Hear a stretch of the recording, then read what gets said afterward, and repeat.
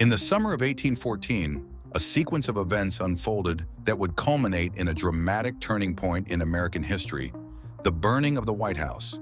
This significant moment was the climax of tensions that had been simmering between the United States and Britain for years, ever since the states declared independence in the late 18th century. But how exactly did diplomacy unravel so tragically? The roots of this confrontation can be traced back to the Napoleonic Wars in Europe, where Britain, in its bid to cripple Napoleon's empire, imposed strict maritime restrictions.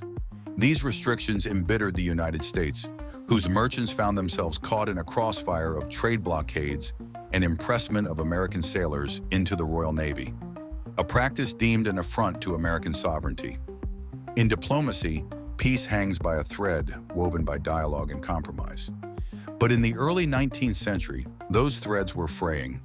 The United States, under President James Madison, saw their grievances ignored by Britain, and influenced by hawkish members of Congress, known as the War Hawks, decided that a show of strength was necessary. Thus, in June 1812, the United States declared war on Britain, marking the beginning of what would be known henceforth as the War of 1812. For 2 years, the war raged on, largely inconclusive and sporadic. On both sides of the Atlantic, diplomats made attempts at negotiation.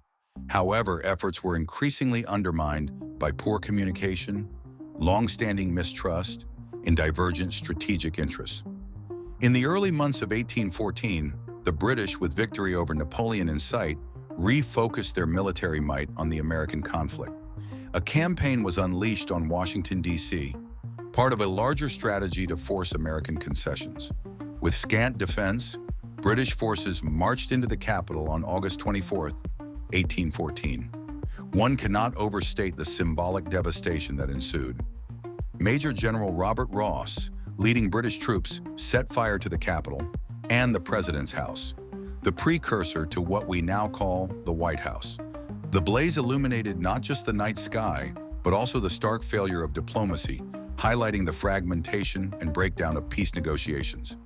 In the aftermath, a new chapter began, a renewed commitment to diplomacy. The Treaty of Ghent, signed in December 1814, would eventually restore peace. The burning of the White House thus transformed into a beacon reminding both nations of the inevitable destruction that follows when dialogue is silenced. This event, while tragic, underscored the precarious nature of international relations. It remains a testament to the vital importance of negotiation and diplomacy in resolving conflicts, offering lessons that reverberate through the corridors of power even today.